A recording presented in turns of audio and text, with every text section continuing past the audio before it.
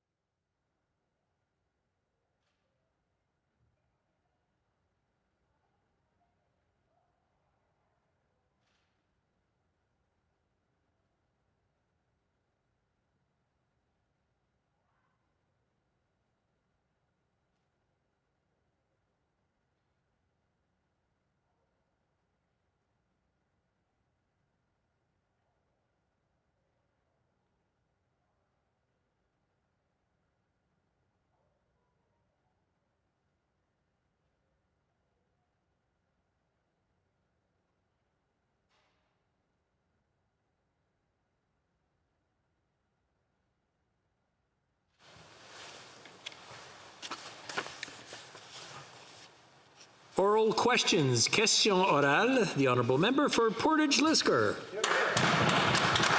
Mr. Speaker, the third wave is here. And while other countries are getting vaccinated and opening up, Canadians are being locked down yet again. Yesterday, Canada officially passed the United States in the number of new cases per capita. 20% of Americans are fully vaccinated. Only 2% of Canadians are. Can the Prime Minister admit that his slow vaccine rollout has resulted in the third wave of COVID-19 on Canadians and more destructive lockdowns? The Honourable Minister.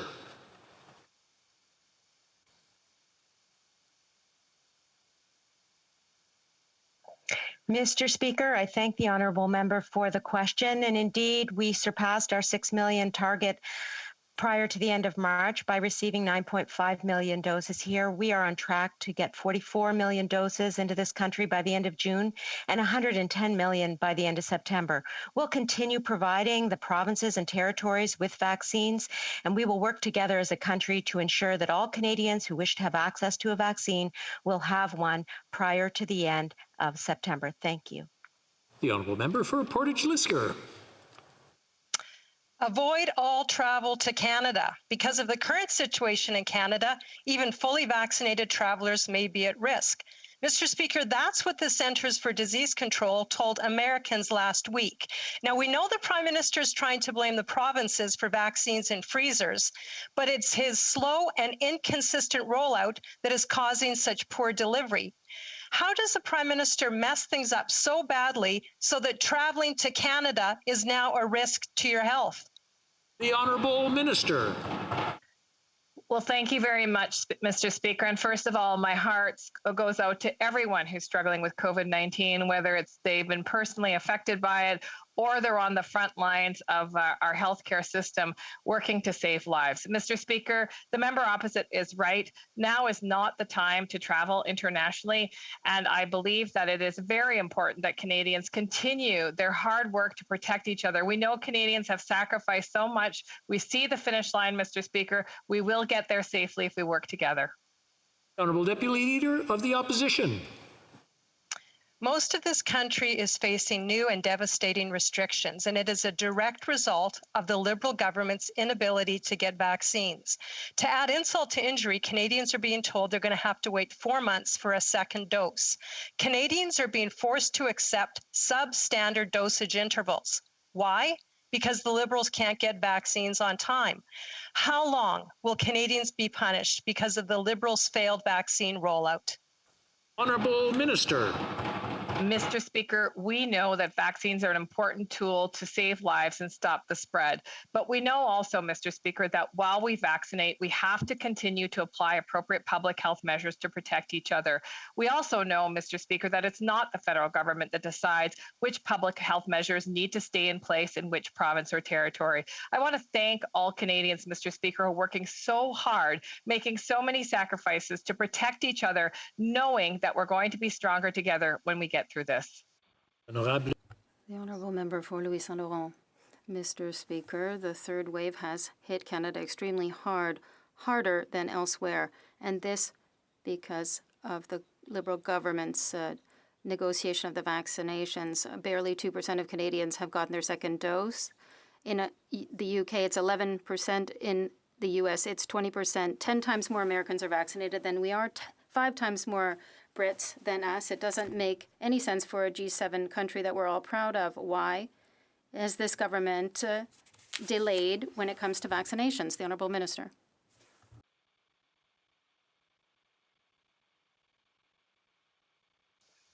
Merci pour. Thank you for the question. Canada is now on track to receive a total of 43 million vaccines by the end of June, and vaccines for more than all Canadians by the end of the summer. Our work is not over until all Canadians have access to a vaccine, and we will continue to work hard and collaborate with the provinces and territories to ensure the success of these efforts. Thank you, Mr. Speaker. The Honourable Member for Louis Saint Laurent. Mr. Speaker, I want to congratulate the Minister for her work on her French, but the issue here is troubling. We see that in the U.S., the number of new cases has stabilized in the last month. In Canada, we've seen a tripling in the number of cases of COVID-19. This is not acceptable. The best remedy is vaccinations, but we have to have access to vaccines to do that. The third wave has hard hit Canada as a result of the Liberal wave. Why did the government fail in this duty? The Honourable Minister.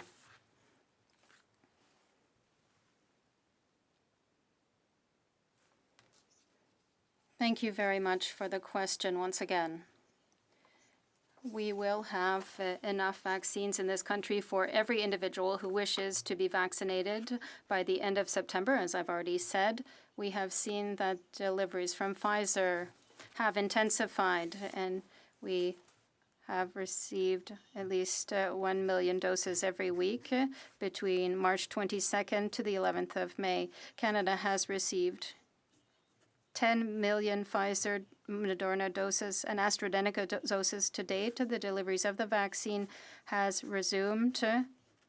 It was a temporary delay.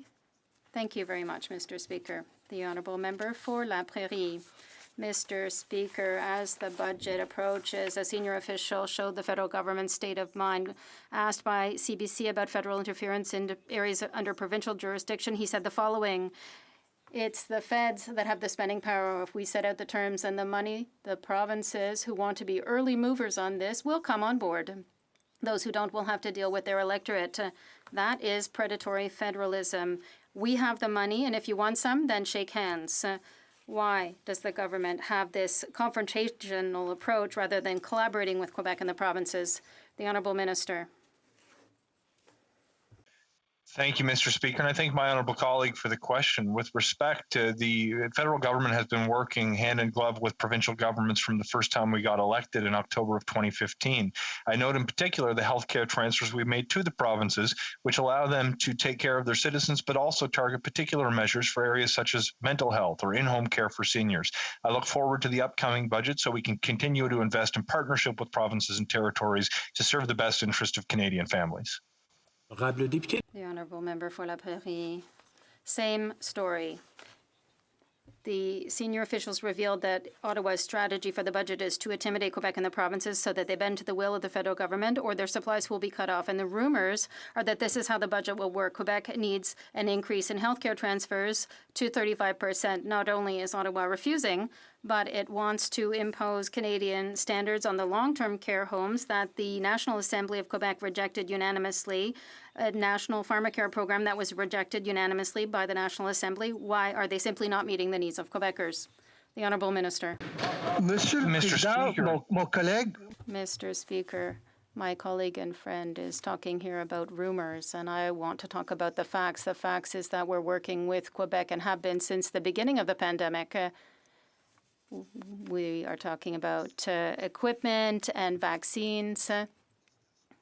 And if we look at the announcement that we made together at Lion, the ability to work together, internet in the regions, we're working on that issue. This shows that we should set aside the rumors. Let's talk about the facts. We're working very well with the Quebec government. Member, l'honorable député de Burnaby. The honourable member for Burnaby South. Thank you. La troisième vague. The third wave of COVID-19 is hitting us hard. The variants are spreading rapidly. We saw a record number of cases in Ontario, and the figures are rising in all provinces. Immediately, we need to improve paid sick leave. We must do everything we can to vaccinate Canadians. We must take action now. What is the Prime Minister waiting for?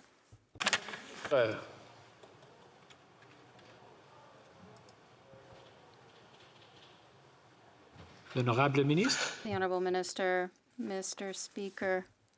In fact, we're not waiting for anything. We're cooperating with all of the provinces, and we have been doing so since the very beginning when it comes to personal protective equipment. You can remember the important role that the Canadian Forces played in the Red Cross in order to help our seniors. Look at everything that's being done with regard to cooperation about the acquisition and the deployment of the vaccines. We're working on a daily basis. We talk every day to see how we can improve health and safety and the lives of all Canadians. Je vais interrompre pour une seconde pour le bien-être de nos interprètes. Ceux qui nous joignent virtuellement, s'ils peuvent mettre leur microphone ou entre leur nez et leurs lèvres d'en haut, ou entre leur menton et leurs lèvres d'en bas, pour que ça soit plus agréable pour les gens qui traduisent ce qui est dit. The honourable member for Burnaby South. Mr. Speaker, Canada is on fire. The variants are spreading rapidly. COVID cases are hitting record numbers. We've seen a record number of COVID-19 cases in Ontario. They're needing to set up field hospitals. Things are very bad. It's not good enough to sit on the sidelines and ask to help. Leadership means finding solutions. Leadership means acting now. Will the Prime Minister immediately improve access to the paid sick leave program, make it better, make it work? And will the Prime Minister use all tools available to assist in vaccinating everyone in this country? Will the Prime Minister act like it is a serious crisis that it is? Honourable Minister. Mr. Speaker, thank you. Mr. Speaker, thank you very much for the question. I thank the member for his deep concern for Canadians. In fact, it is actually Canada's field hospitals that are on loan to the province of Ontario. It's a demonstration of how the federal government has been there for provinces and territories every step of the way. We will be there, Mr. Speaker, for as long as it takes, for as much as it takes to protect Canadians and to support provinces and territories to deliver in their healthcare jurisdictions. Mr. Speaker, we will stop at nothing. I think our government has demonstrated that. The honourable member for Leeds, Grenville, Thousand Islands and Rideau Lakes.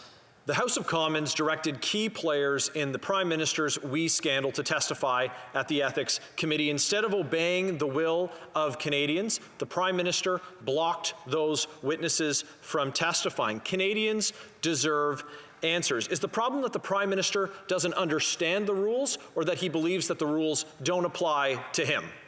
Honourable Minister. Mr. Speaker, we believe in the principle of ministerial responsibility. It's been a long tradition in our country. We're accountable to Parliament, and our staff is accountable to us.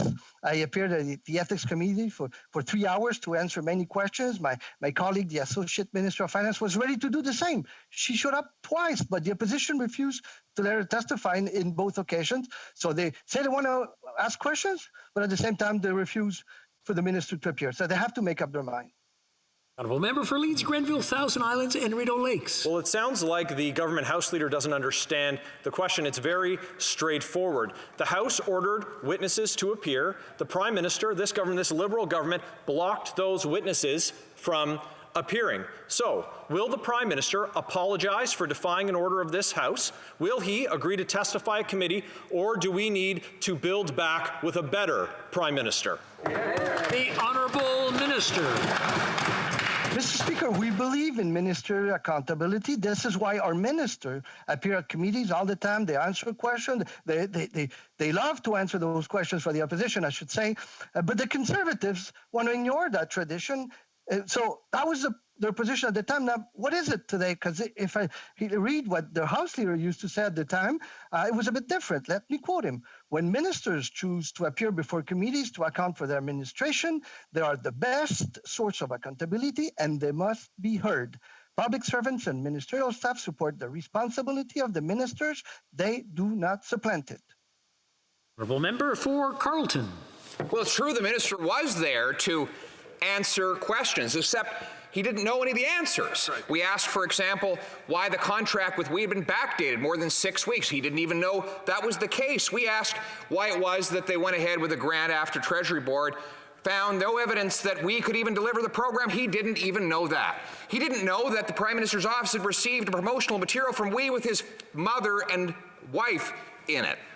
Mr. Speaker, didn't they just send this minister over to the committee because he didn't know anything and therefore he couldn't accidentally tell the truth? That's right. The Honourable Minister. Mr. Speaker, the fact is that I was at the committee for 3 hours and I answered many of the questions, and all of this was to talk about a staff member who barely was involved in the issue. There was one phone call, Mr. Speaker, and the opposition decided to have a 3-hour meeting about one phone call instead of concentrating on what's the priority today, Mr. Speaker. So our ministers appear as a committee. It was a pleasure for me to appear at that committee. We do it all the time, but they should use this time that is allowed to them, to the members, to discuss about the priorities of today, Mr. Speaker. The Honourable Member for Carleton. Well, we wanted to hear from the minister responsible, not Minister I don't know. But that's what we got from him. He didn't know any of the facts. We asked question after question, and he broke the Guinness Book of World Records for not having answers, and actually, to his credit, openly admitting that he didn't know any of the answers. So if he doesn't know any of the answers, can they send another minister who can explain why this government gave a $500 million grant to a group that had paid the Prime Minister's family a $500 million? The Honourable Minister. Well, Mr. Speaker, my colleague knew the answers. There's nothing new there. He was reading from a document where the answers were already there. The problem for the Conservatives is they're trying to go, aha, there's something new here, when there's absolutely nothing. All questions have been answered, Mr. Speaker, and we're defending ministerial responsibility, just as the minister who just spoke did defend that for a very long time until he changed his mind, and I wonder why. The Honourable Member for Selkirk, Interlake, Eastman. Mr. Speaker, the Liberals on the Defence Committee just shut down the investigation into sexual misconduct allegations against General Vance. These Liberals are preventing key witnesses from appearing before committee and are covering up what the Defence Minister knew about these serious allegations 3 years ago. The self-proclaimed feminist Liberal government wants to bury the truth rather than stand up for the brave women who service in uniform. Why did the Liberal government shut down the Defence Committee investigation that is trying to protect women in the military? What are they trying to hide? The Honourable Minister. Mr. Speaker, I will always respect the work done by colleagues at the committee. In fact, I worked at with the National Defence Committee on this matter quite extensively. I appeared at the committee 3 times, Mr. Speaker, and also for more than 6 hours. I repeatedly stated that each of these appearances and many times in the House of Commons that our government and me personally will not stand for any form of sexual misconduct and that we will take strong action on this. And I look forward to the recommendations of the committee when it comes out. Thank you. The Honourable Member for Selkirk, Interlake, Eastman. Well, the minister never did accept any responsibility. And in fact, that is, again, another attempt on his behalf to cover up the sexual misconduct allegations he hid for 3 years. The Liberals say they want answers, but they shut down the very committee investigation that is trying to get to the bottom of them. If the government truly cared about our women and men in uniform, they would be supporting the work of the Defence Committee. Instead, they're trying to stop us from hearing from key witnesses, key Liberal witnesses, so they can cover up their failures. When will the Defence Minister take responsibility for his inaction and stop his minions on committee from obstructing the truth? Honourable Minister. Mr. Speaker, the committee makes their own decision, but I absolutely disagree with the member's assertions that he has made. We have taken strong action, Mr. Speaker. In fact, we took strong action when the information was provided, immediate action, and PCO followed up the next day, Mr. Speaker. And I took the time at every opportunity to appear at committee to answer their questions, Mr. Speaker. In fact, over 6 hours, and I look forward to the recommendations on how we can stomp out this inappropriate behavior inside the Canadian Armed Forces. Thank you. L'honorable député. The Honourable Member for Montarville. Mr. Speaker, a senior official revealed to CBC Ottawa's vision about its relations with Quebec. Asked about the interference in areas under provincial jurisdiction in the budget, the senior official said the following: the feds have the spending power. If we set out the terms and the money, the provinces who want to be early movers on this will come on board, and those that don't will have to reckon with their electorate. In other words, we have the money, and if Quebec wants them, they will accept our conditions. What's it? It says, it's the middle of a health crisis. Isn't it rather time to collaborate? The Honourable Minister. Mr. Speaker, I'm a bit surprised that the Bloc is talking about cooperating, because what they're doing is trying to squabble. It's quite the opposite. He said the feds are showing that they're cooperating. We're getting through this pandemic together. We're providing vaccines. They're distributing them. We're doing this together. We're resolving the issue of internet in the regions. We're doing this together. My colleague should have the decency to recognize that Ottawa and Quebec work very well together. The Honourable Member for Montarville. Mr. Speaker, the Minister did what the Liberals did throughout the weekend, that is to say that the Bloc is looking for a quarrel, yet what the government is letting float in terms of rumors about budget is that squabbles are the strategy it wants to take. Its senior officials are not even hiding the fact that they want to interfere in areas under provincial and Quebec jurisdiction, setting the conditions. Is it really the time to resort to such blackmail? The Honourable Minister. Mr. Speaker, my colleague knows full well, and I know that we transferred additional funds, about $7 billion to Quebec, approximately, without any conditions whatsoever, but through the will to cooperate. And that's what we've been doing since the very beginning. We have a very pragmatic approach like Quebec, and that is to get out of this crisis as strong as possible, protect the health of all Quebecers, resolve the problems, the issue of internet in the regions, the aeronautic industry, and do this with Quebecers together. But the Bloc Québécois doesn't like this, and they're not happy. The Honourable Member for Montarville. Mr. Speaker, instead of seeking a quarrel by interfering in areas under Quebec's jurisdiction, Ottawa should take care of its own areas of jurisdiction. If it had managed the borders as everybody wanted since the beginning of the crisis, schools might not be threatened by the variants. If vaccines had been procured more quickly, perhaps we wouldn't be in the darkest red zones now. We're paying dearly for the failures of this government at the border and in terms of access to vaccines. How can they think today that they can give any lessons whatsoever to anyone else? The Honourable Minister. Mr. Speaker, the Bloc will have to understand. 2 weeks ago, just before we went on our constituency weeks, they said we need to work. And now they're saying we need to control the borders. They have to be clear about what they're saying. We're being as strict as we can at the border, the strictest in the world, because we want to ensure the health and safety of all Quebecers and all Canadians. For Wellington, Halton Hills. Mr. Speaker, over the weekend, reports indicated the government threatened to cancel funding for the Halifax Security Forum if they awarded the John McCain Prize to Taiwan's President Tsai Ing-wen. The government's attempt to silence those critical of China is shameful, and it's counterproductive because it plays right into China's hand. Will the government reverse its position, speak out for human rights, democracy, and the rule of law, and support the John McCain Prize for President Tsai Ing-wen? Minister.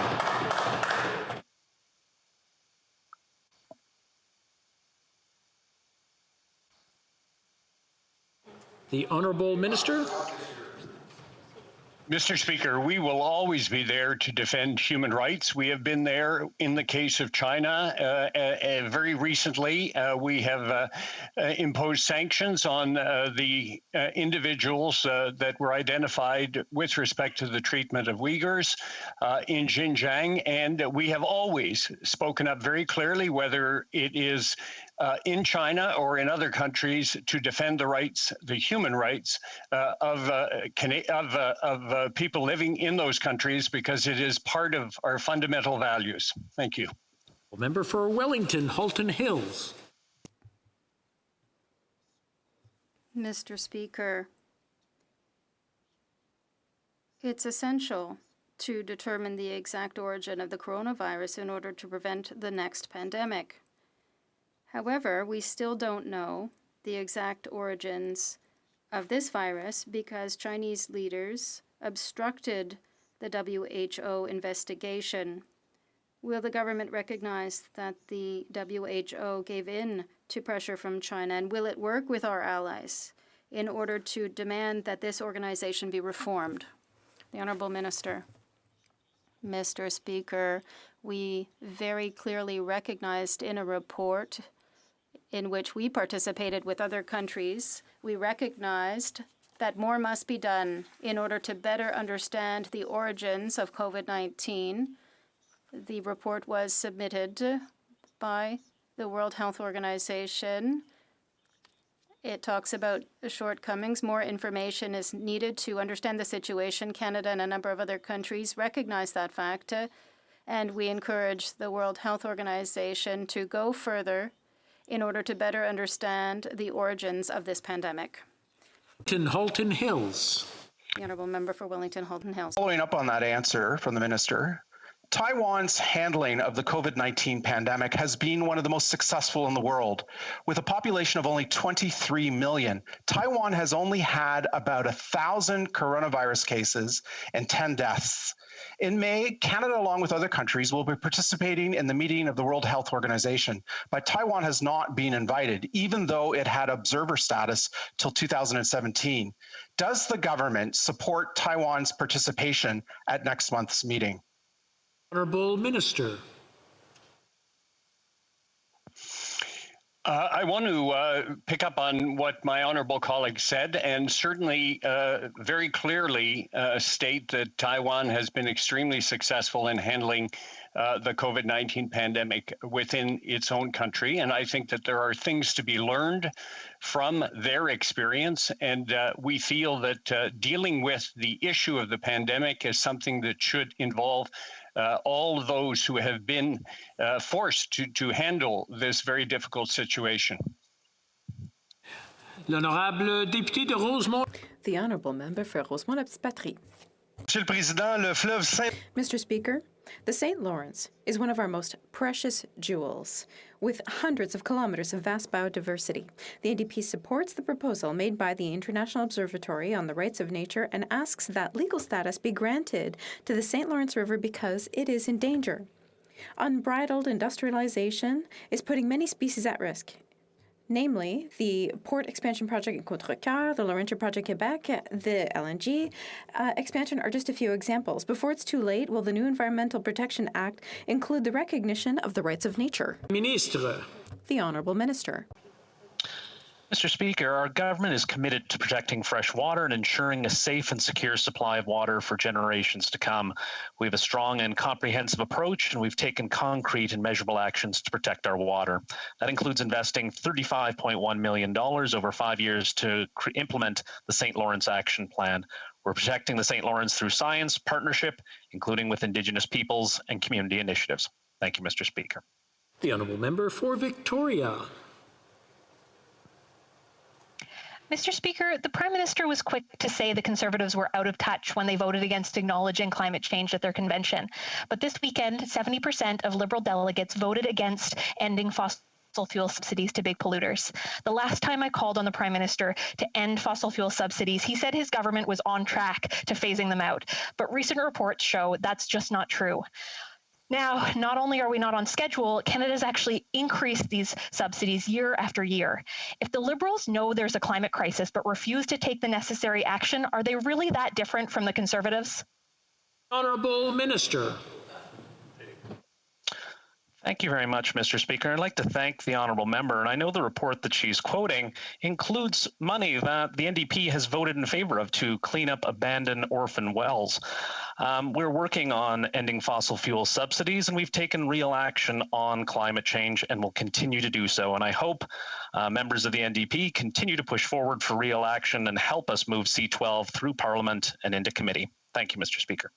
L'honorable député de Brome-Missisquoi. The honourable member for Brome-Missisquoi.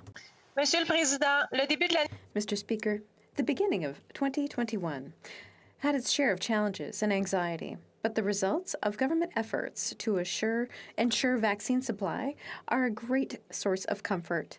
The objective of 6 million doses by March 31st has been achieved, and it has even been surpassed by 3.5 million additional doses. This is remarkable.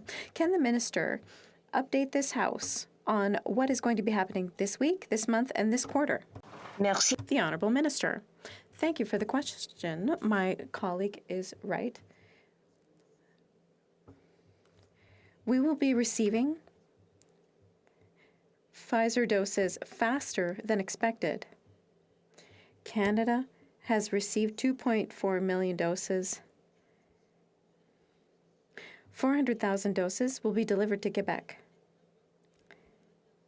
Canada is now on track to receive 44 million vaccine doses by the end of June. We are well on our way to achieving our objectives by the end of the summer. Mr. Speaker. The honourable member for Calgary Nose Hill. Across Canada, given frequent recent changes in advice from the federal government, people are asking questions about the AstraZeneca vaccine and about vaccine dosing interval advice in Canada. Some of this might have been alleviated if the media had access to the process by which the National Advisory Committee on Immunization, or NACI, develops its advice and how that's being used by the government. Most other developed nations have given the media access to their version of NACI. Why hasn't Canada's Minister of Health done the same? The Honourable Minister. Well, thank you very much, Mr. Speaker. And I will just point the member to the website, which the NACI website, which will actually list the decisions that NACI has made and the underpinning science and research that goes behind those decisions. I'll also point out that any member any member across the world, in fact, but any Canadian can sign up for regular updates from NACI. I have, and it's very helpful. The honourable member for Calgary Nose Hill. Bit misleading, Mr. Speaker, because NACI has not allowed media access into its meetings. And in the last couple of weeks, we've had advice that said that AstraZeneca is safe for all age groups, then that it's only safe for 55 to 63, but not under 55. Then the federal government said it was pausing the use of the AstraZeneca vaccine, and a few minutes later said that the government wasn't pausing the use of the AstraZeneca advice, or the other way around. Given that NACI is a body created and appointed by the federal government, will the minister give a directive to allow media into the meetings? The Honourable Minister. Well, thank you very much, Mr. Speaker. And as we've talked about before, as science and research evolves, so will the advice from the variety of different researchers and scientists that are advising Canadians. I will also point to the fact that it appears the member opposite is, in fact, trying to instill fear and anxiety in Canadians. And I would say that now is the time to remind Canadians that any vaccine approved for use in Canada is safe, and we will continue to monitor science and research and update Canadians as that science and research evolves.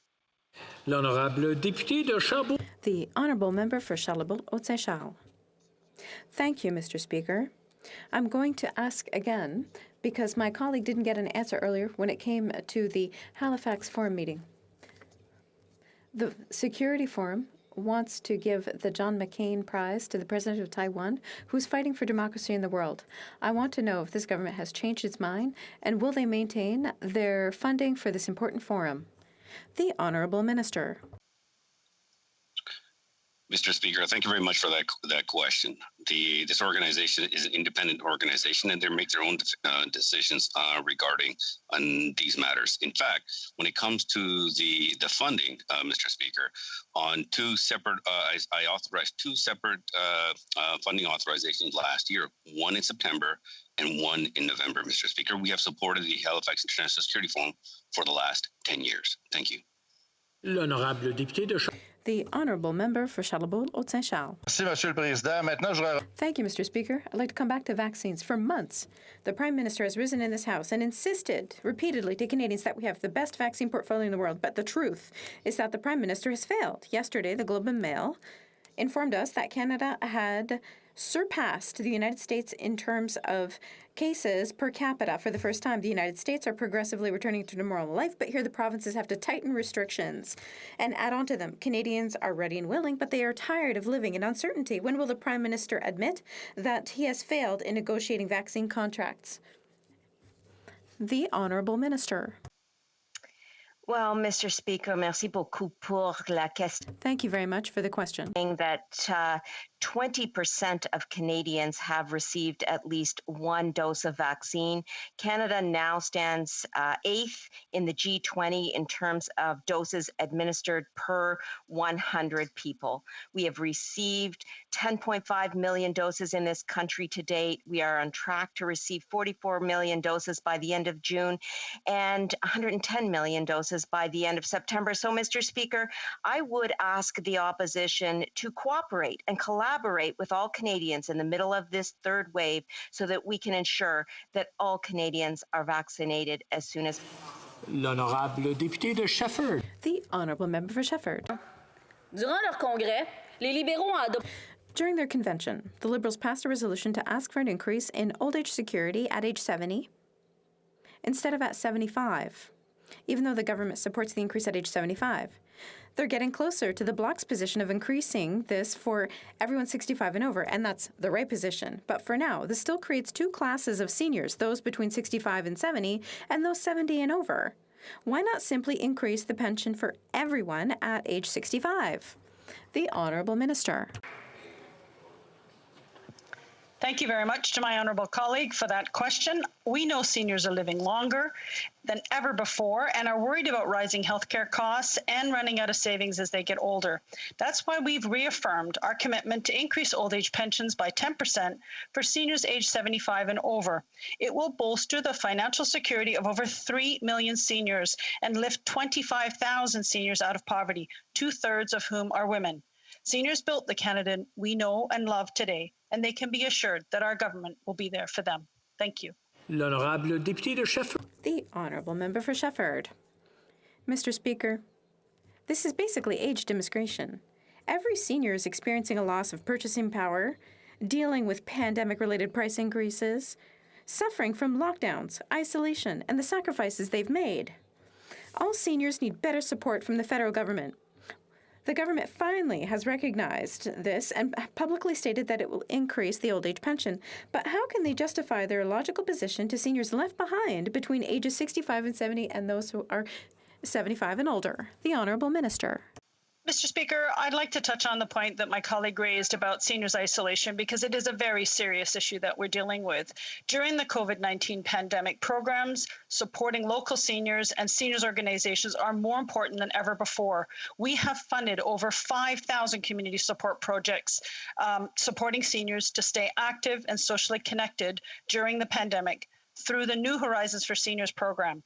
This year, increased funding and improvements to the program resulted in the highest number of applications ever, almost double the number of projects serving rural seniors and a greater share of funding projects for vulnerable seniors. It's important we provide them with programs and support that they need and deserve. Thank you.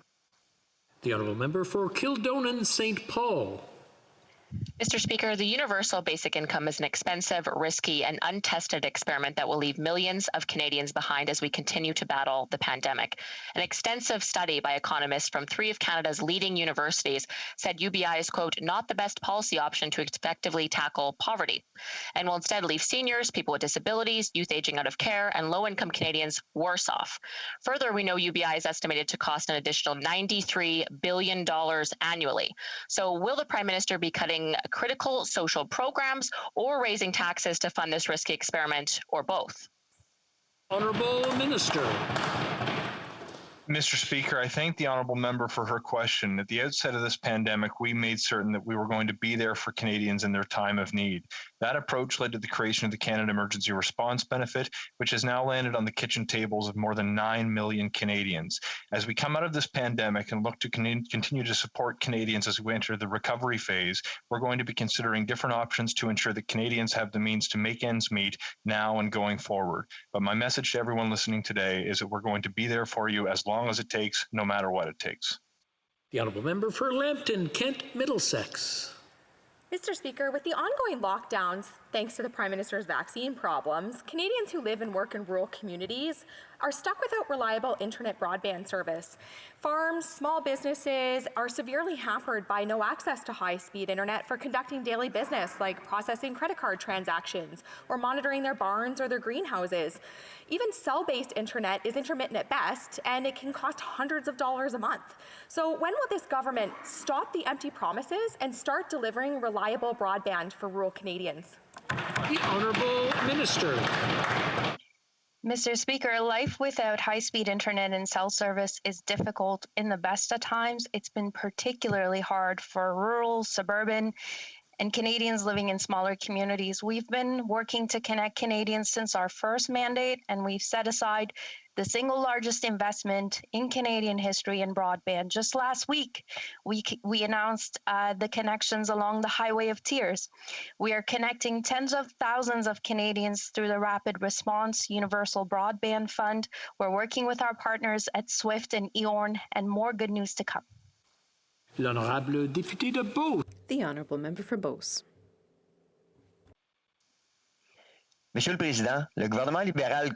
Mr. Speaker, the Liberal government continues to leave behind Quebecers and Canadians when it comes to high-speed internet connections.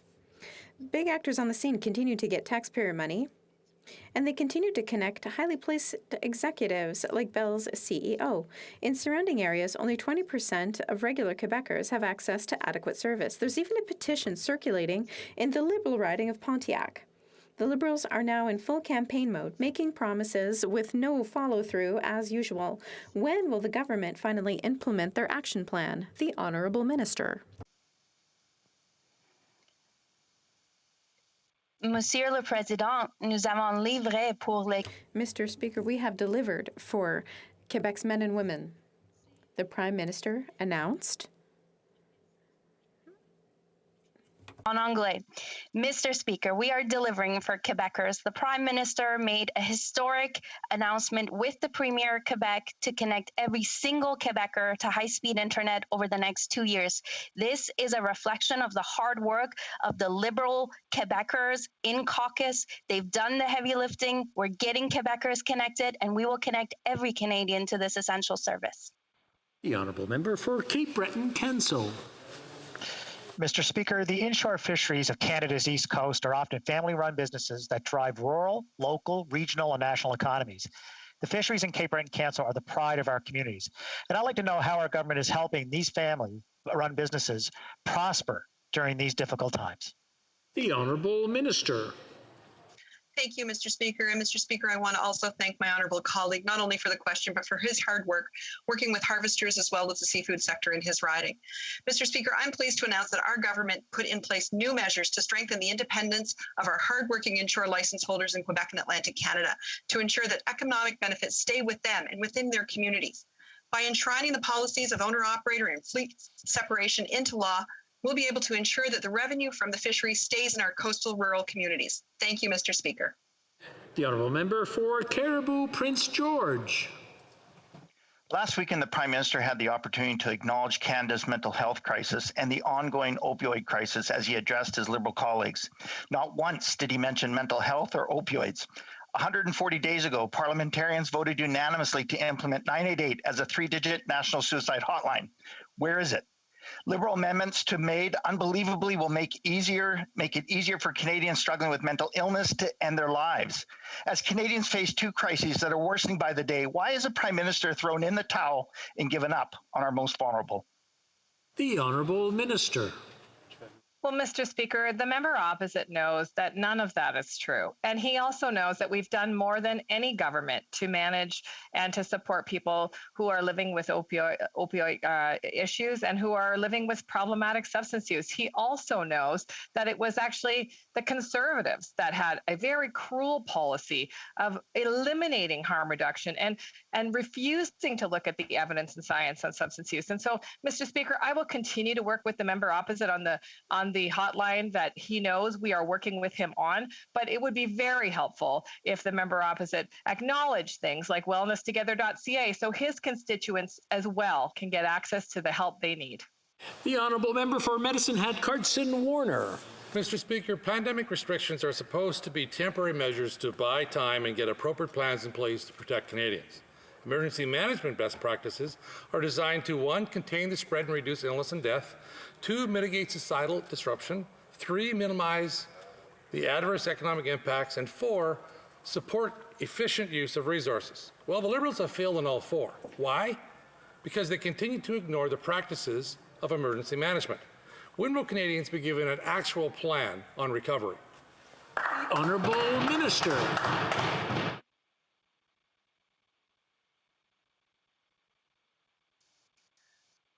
Mr. Speaker, every step of the way, we have been there for provinces and territories. In fact, to do exactly what the member has suggested. We have provided billions of dollars, Mr. Speaker. We've provided evidence, expertise, additional hands, Mr. Speaker, rapid response programs, Canadian Red Cross, even more money, Mr. Speaker, all the vaccines, all the testing, all the PPE. Mr. Speaker, we've done everything we can and will continue to do everything we can so that every Canadian can get through this safely. And Mr. Speaker, we'll continue to be there for provinces and territories as they deliver on their healthcare responsibilities. The Honourable Member for Charleswood St. James, Assiniboia Headingley. Mr. Speaker, to pay for raises, jet rides, payments to insiders, and other lavish expenses, the Liberal government continues to increase taxes on Canadians who are just barely getting by. For some, a nice cold beer on a hot summer's day was a relatively inexpensive comfort, but sadly, that too is being taxed away. Is nothing sacred anymore? What other taxes is the government going to increase to pay for their lavish expenses? Honourable Minister. Mr. Speaker, with great respect to my honourable colleague, the line of questioning he just launched is absolutely ludicrous. From day one, we have made it a priority to support middle-class Canadians and have not been afraid to ask the wealthiest Canadians to pay more. The very first thing we did when we came into office is raise taxes on the wealthiest 1% and cut them for the middle class. We extended the Canada Child Benefit program that put more money in the pockets of 9 out of 10 Canadian families. And the very first thing after the 2019 campaign was offer a middle-class tax cut for 20 million Canadians. The thing that these policies have in common, Mr. Speaker, the Conservatives voted against them. So I will take no lessons from my honourable colleague opposite. The Honourable Member for Newmarket, Aurora. Mr. Speaker, one of the most vulnerable populations impacted by COVID-19 was seniors. The Minister of Seniors recently announced funding to support seniors as we continue to face this pandemic. Can the Minister please tell this House how this funding is helping seniors across Canada? The Honourable Minister. Mr. Speaker, I want to thank the member from Newmarket, Aurora, for his advocacy on behalf of seniors and for letting me share this exciting news for his riding and communities across Canada. This year, through the New Horizons for Seniors program, we're funding more than 3,000 community-based projects to support seniors. These projects will help seniors stay active, informed, and socially connected during the pandemic. Our improvements and funding increase to the program resulted in almost double the number of projects serving rural seniors and a greater share of funded projects serving vulnerable seniors. This is great news for seniors all across Canada. Thank you. The Honourable Member for Burnaby South.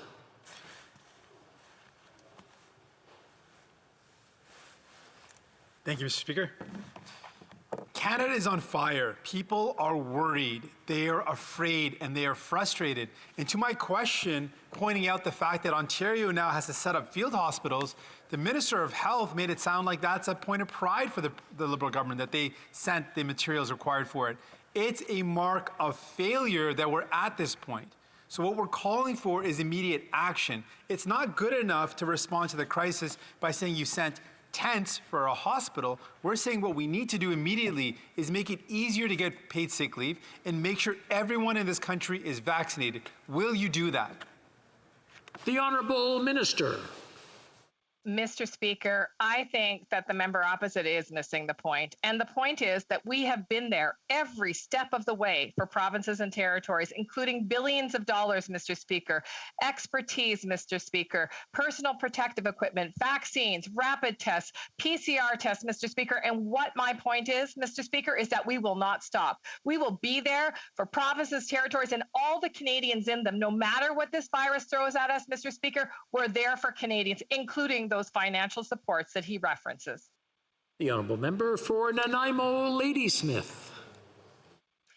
Thank you, Mr. Speaker. From 1938 to 1974, the Bank of Canada provided very low interest loans to the federal and provincial governments for public infrastructure projects. Since 1974, the federal government has been borrowing from private banks and foreign lenders instead. $1.3 trillion in interest has been paid on those loans. That is 1.3 trillion taxpayer dollars paid to private banks and foreign lenders. Will the government start using the Bank of Canada again for public infrastructure funding? The Honourable Minister. Thank you, Mr. Speaker, and I appreciate the honourable member's question. There's a couple key points that I'd like to offer in response. One, the activities of the Bank of Canada, including to whom it lends, are made completely independently of the bank. I will note that the bank has put forward a number of measures over the course of the pandemic to ensure that there's sufficient liquidity in the financial system in Canada that will allow the government to offer its suite of programs for both the federal government and the various provinces. In addition, though, Mr. Speaker, I'd point out to the honourable member that we're currently benefiting from the lowest interest rate on government financing that we've had access to in over a century.